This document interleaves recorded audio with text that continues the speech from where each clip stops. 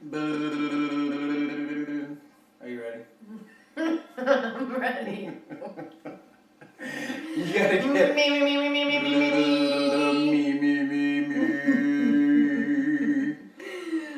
Okay. You ready now? Yeah, I'm ready now. We're gonna edit it out. It's no big deal. Okay. All right. You ready? You sure you're ready? Mm-hmm. All right. I'm ready too.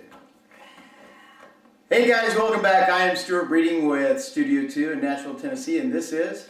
Hi guys, Dr. Tiff. I recruited Tiff today. We're sitting around Sunday morning.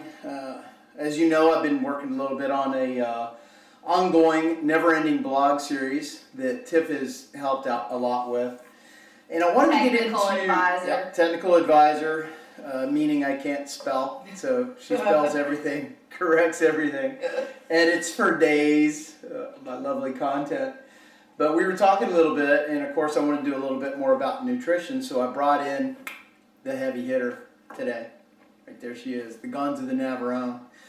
So we were just sitting around talking, and I'm like, God, let's just do a video and put some of this content out there. So we're going to talk about a lot of different things today. Hopefully it all makes sense at the very end. I know it does to us. Yeah. I don't know if it does to anybody else. Hard to clarify. But we know what we're talking about, so that's the most important part. But I think I wanted to start it with, we've been doing our thing now at Studio 2 we've been on the location for 3 years. Mm-hmm. And then if you guys have read the Biohacker or watched any of our videos over the last 5 years, and if you haven't, you need to get started because you have a lot of content to catch up on. But, we spent a lot of time coming up with the Studio 2 concept, both in terms of the fitness and the nutrition. And a lot of the feedback that we were getting in the beginning, and the feedback from year 1, year 2, now we're into like year 3 on location where we've actually had clients with us the entire time, things continue to change and evolve.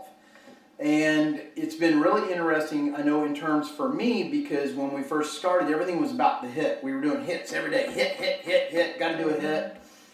And then, we started seeing feedback from people that have been there for about a year, then year 2, year 3, ongoing. And what we noticed was that the amount of volume, the amount of intensity from the hits was just too much. It was killing people. There's a lot of great things that's happening there in the beginning, and there's a time and a place. But now we're shifting gears to where we're offering hits twice a week, and we're including a lot more barbell training, or a little slower, lot lower resistance, using weight training.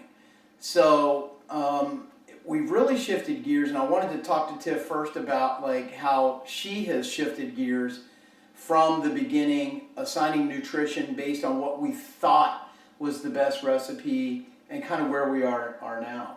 Yeah. Well, I mean, with any business, you have to continue to grow and change and adapt. And I think that's one thing, at least for me, that being a small business where it's just Stu and I, and we can really be malleable, and we can fine tune and change things just right in that moment, versus you're in a big corporate environment where you have to go through all these levels of transition, and it's like turning the Titanic just to make some incremental changes. And what's been awesome for us is that if we see something that isn't working, if we notice that people aren't getting the results that they need, or it's being counterproductive to their success, we can quickly just change our direction. And like Stu said, with the fitness piece, we've done that.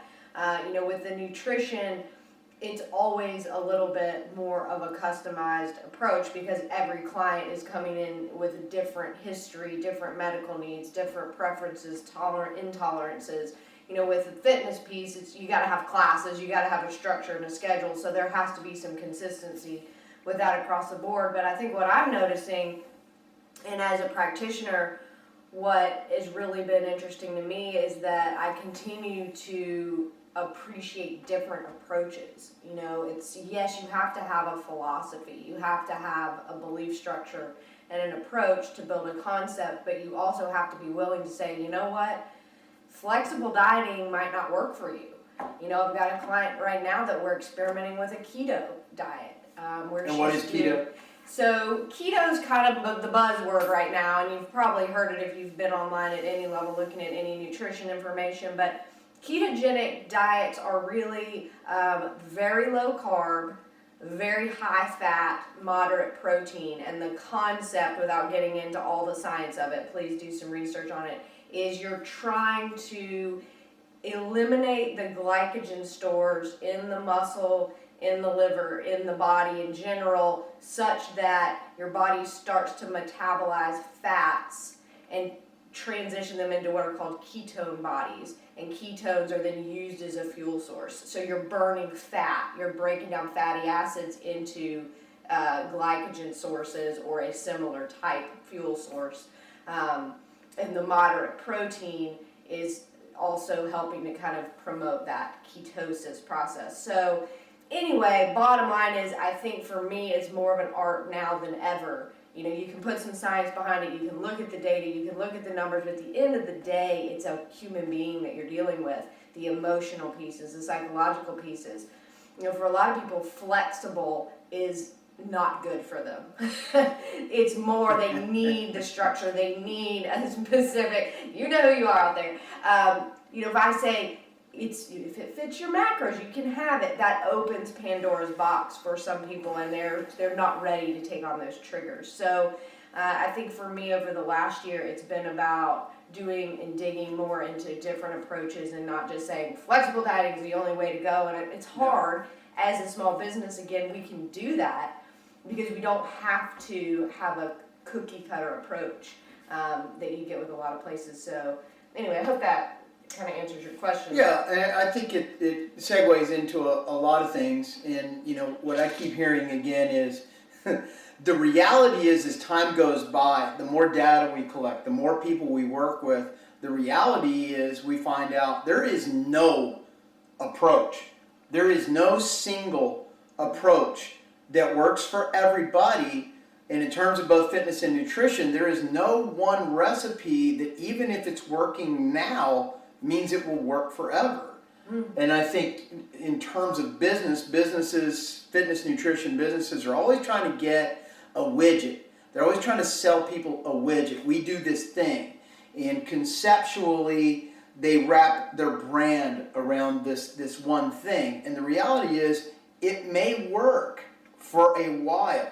It won't work for everyone, and it won't work for you very long. Everything is evolving and changing.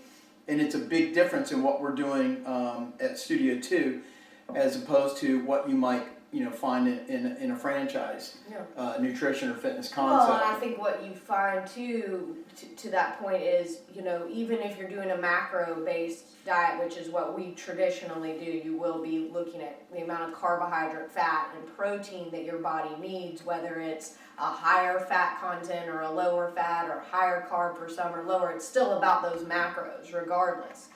That is something philosophically that will never change for me. I truly believe you have to look at the macronutrient intake that you're doing daily with nutrition. But those macros will change over time too. You know, if you walk in my door day one and you're 40% body fat and we lean you out to 20% body fat, your macronutrient needs are going to change. So the evolution of all of that over time, just like Stu said, you may start out needing 3 hits a week to just get your body metabolizing into that energy system, and then you might want to transition into more of a bulking stage, or where you're doing more body splits, bodybuilding, eating tons of food like this person. We won't talk about what he ate last night. But you know, we've got a couple women right now that have leaned out to a point of feeling like they're in maintenance mode, and now we're able to put on some muscle. And I think that's another misnomer, is when people come in there, I want to put on muscle. Well, cutting fat and putting on muscle are 2 different time periods, right? There's a few phenomenons out there that can put on muscle and burn fat. You have to be in a caloric deficit to burn body fat, right? You have to be expending more calories than you are eating. If you want to put on mass, you have to be in a surplus. You have to be eating more than you're expending so that you can put on size. So when somebody walks in and says, I want to build muscle and I want to lose fat, well, you also have to understand that that's not as easy as it sounds. Now, can we sustain your muscle and burn fat? Absolutely. Yes. But it's really hard to do both at the same time. So the nutrition that couples the fitness piece those are really strategic, and you have to be eating Yeah. for the goals that you have. And I think that's what, as we move with people, we talk goal setting. What are your goals now? Are you wanting to sustain? Are you wanting to grow muscle? And that way we can build a program, fitness and nutrition wise, that fits that. So. Well, that brings me to the next point, which is the blog I've been working on, hacking strength.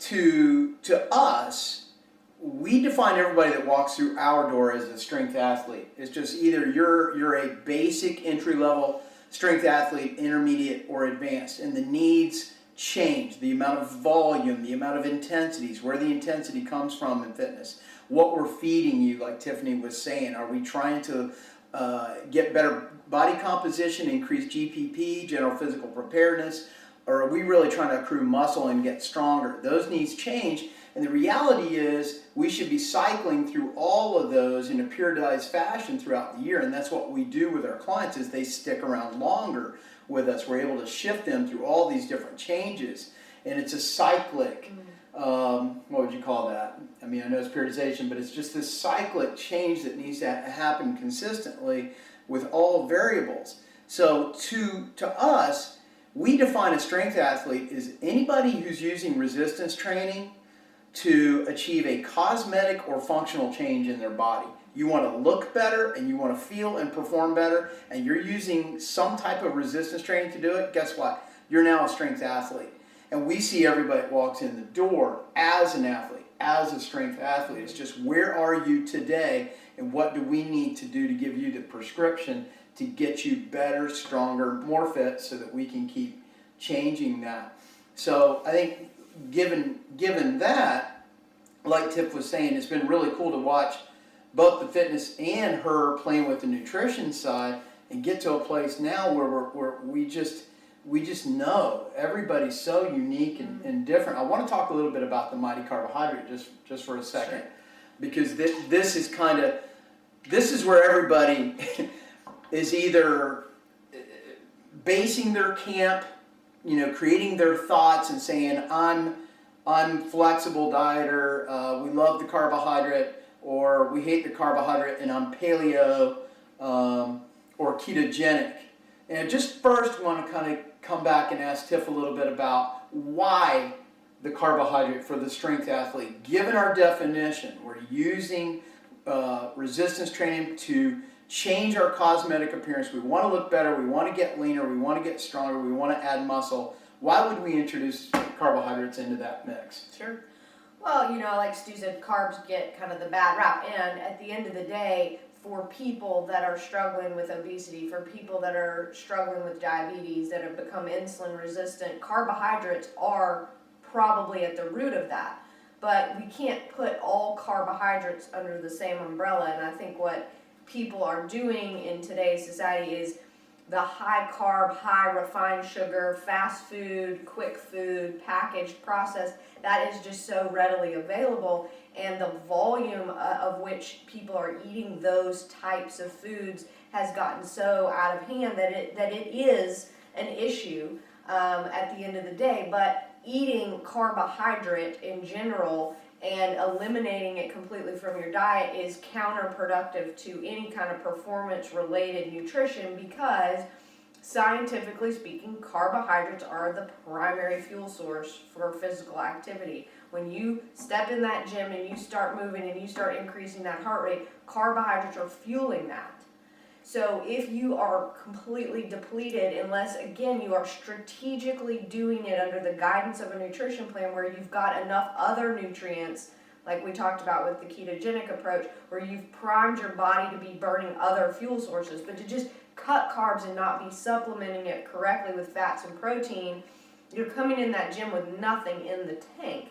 So not only are you wasting that session of exercise because you don't have anything to use to actually get anything from your performance, but you're also potentially putting other pieces at risk. For example, if you don't have carbohydrate and you're not eating enough quality fats for fuel, then your muscle tissue is another source of energy. So when your body is depleted of those other nutrients, it's going to derive fuel from somewhere. So when it breaks down your muscle, and converts that into fuel, that's where you go catabolic, or you start to lose, to atrophy your muscle, because you've got to have fuel somewhere. Your body's not just going to shut down. It's going to go into survival mode, and it's going to say, okay, the only thing left for me to use here is those hard-earned muscles, right? So where did I get it from? So that's, I think, one of the negatives about those low-carb, no-carb approaches when it's not done correctly. Yeah. Now, again, if you're working with a coach and they have strategically said, okay, we got to cut some body fat, you're going to go on stage, you're doing a fitness competition, you've got to lean out,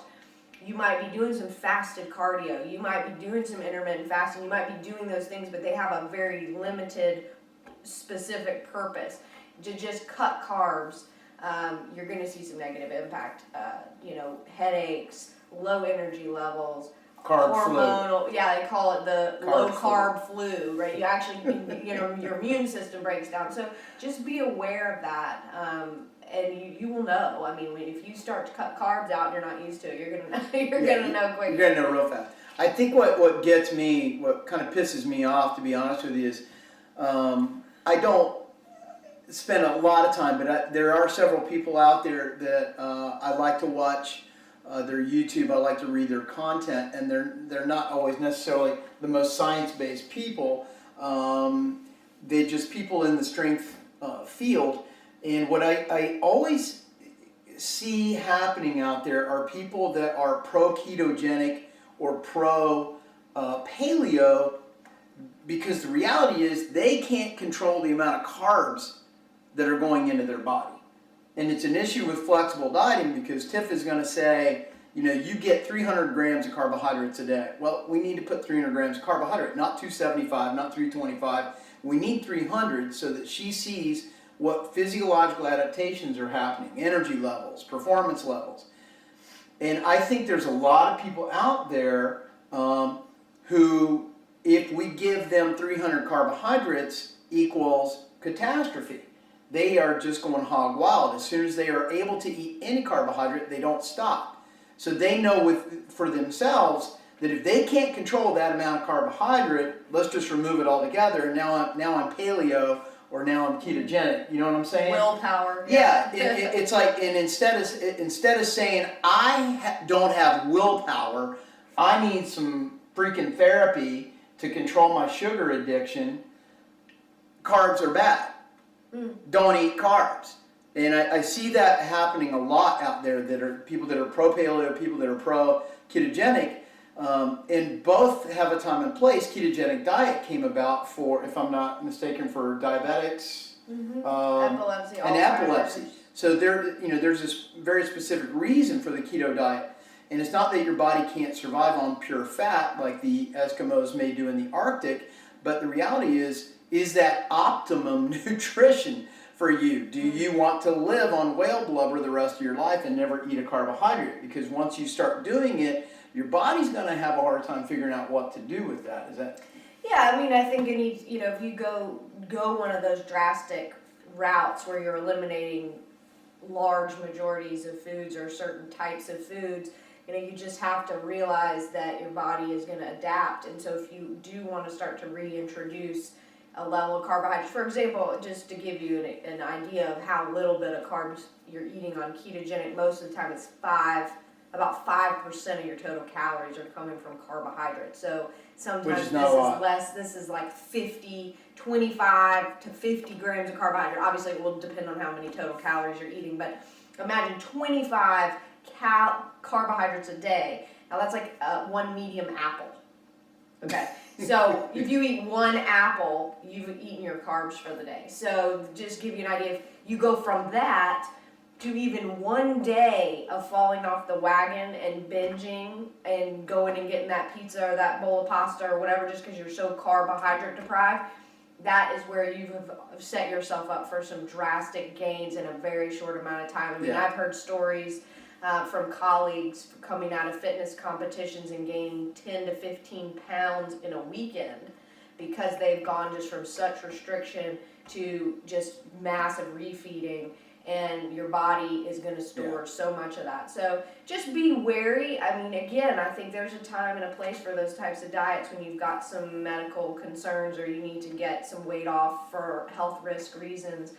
But when you do go back to trying to eat sort of what I call normal, where you eat all food groups and you eat them in balance, you have to do it very slowly and incrementally, or you're going to put yourself at risk for regaining. So. Yeah, so it's been really cool. I think for us, because I started competing again a couple of years ago, and I went from being basically either hypocaloric or isocaloric. I was either cutting or maintaining for basically the last 2 years, and Tiff was absolutely integral to me achieving and maintaining those results and playing with the amount of carbohydrates that we could continue to build. And like, when I got to Raw Nationals last year, I was like 159 and less than 5% body fat. And I think we were up to pushing about 350 carbs a day on that. So I was cutting on 350 carbs a day, which is really awesome. And I think there was a lot of things that came up for both of us at Raw Nationals last year. I was lucky enough coming up in the 80s. My idols were not just powerlifters, strength athletes, they were also bodybuilders. I worked side by side with Mary Ryan Jeffrey, who was one of the first ladies to be a world champion powerlifter and world-class bodybuilder. I love Franco Colombo back in the day, who was a strongman bodybuilder. Bill Kazmaier, who was the world's strongest man, was like 350 pounds.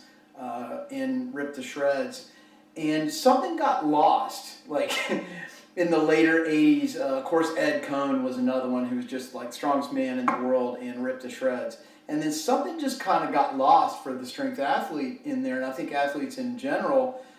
And now all of a sudden you see this new evolution that's happening. And when we were at Raw Nationals last year, it was wall to wall jacked and shredded, right? Yeah. Women, men, guys like Jesse Norris, Marissa Inda is a 114-pound, I've showed you pictures of her, 114-pound powerlifter slash bodybuilder. There were so many people that day, including yours truly, who could have walked off a powerlifting stage and onto a bodybuilding stage or a fitness show. It was awesome, and there's only one way that is happening.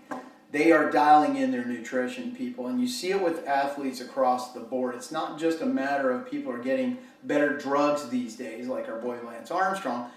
It's a matter of training has gotten better, education has gotten better, the athletes are advancing, and nutrition is becoming an integral part of training for all athletes.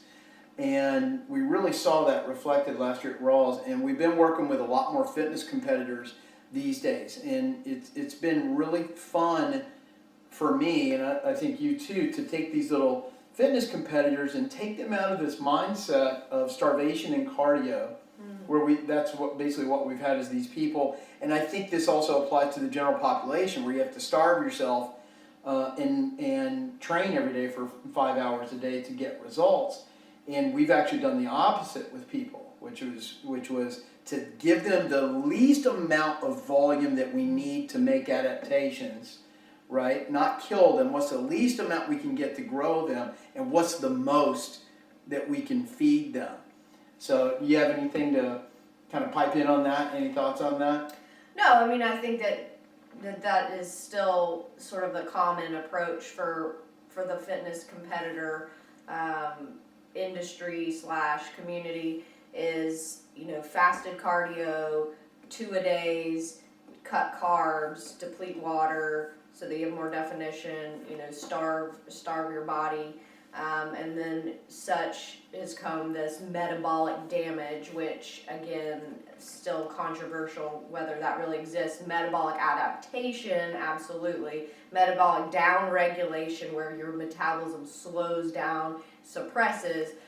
Whether it's damaged or not is still up in the air in the scientific community. But you definitely see that, and you hear stories of, again, that's that whole regaining, because these girls, most of the time women, are going on stage at 900 calories a day, doing 2 hours of cardio to get ready to go on stage, and then obviously at some point you gotta eat again. So they walk off that stage and they're so famished that they just, and they go blow it Jam out. a pizza, Right, dozen so donuts. there's just no, it's one thing to want to be successful and to look a certain way. It's a job for some of these men and women. It is a career for them to go on stage and to look a certain way, but the damage that they're doing to their bodies and their mindset, around food is hard to see. And so Stu and I are, committed to helping people get on stage, but I'm not willing to do that for anyone. Nor is it necessary. So if we're to a point where we're not getting results and they're not ready to go on stage, then, I'd rather them not and just pick a show later in the year. But to just cutthroat to get somebody ready for that is just, I can't ethically ever support something like that. Yeah, and there's a lot of that still out there that we run into. We get a lot of people that are coming in, both in terms of general population and fitness, strength athletes that are competing and want to compete, that have just fallen victim to bad practices and busted old ideas about, we need to starve this person and cardio their asses into the ground, so it's been really fun to kind of integrate our philosophies in from the general population into the competitive fitness and strength athlete, and vice versa. I know for me, I really think about my training in terms of the way a bodybuilder would approach it, and not meaning I want to get jacked and tan and get on the stage, but a bodybuilder is always looking at their body in terms of weaknesses. Now, for a strength athlete, that means they're looking at technique. Why is my technique going south? Is it a tricep issue? Is it hip extension? What's going on, and how do I bring in exercises to help that technique? A bodybuilder looks in a mirror and says, I need to develop my shoulders more, my calves more, and they apply exercises to remedy that situation. But nutrition is always an integral part to moving forward and advancing themselves. And I really apply that to myself and to our clients as well, whether they know it or not. I want our folks to be thinking like a bodybuilder would be thinking about it, in terms of, where is my functionality breaking down? Why is it breaking down? Is it a core issue? Do I have instabilities in my muscle? What exercises do I need to fix them? Let's look in the mirror. Do I need to work on body composition? How do I connect my nutrition in with my fitness? And nothing is just kind of thrown out there. We're not exercising, we're training. And I think the nutrition piece is absolutely essential to everybody out there who is picking up a weight and trying to accomplish something with it. You cannot have one without the other. Wouldn't you agree? Agreed. You agree, Greg? Yeah. Let's Anything go else? eat some food. Now you're talking about food, I'm ready to go. I know, I'm hungry too. Thanks for tuning in to Coffee Talk with Dr. Tiff here and me. Say goodbye. Water talk. Say goodbye. See you guys. Till next time. Have a good Sunday. Bye.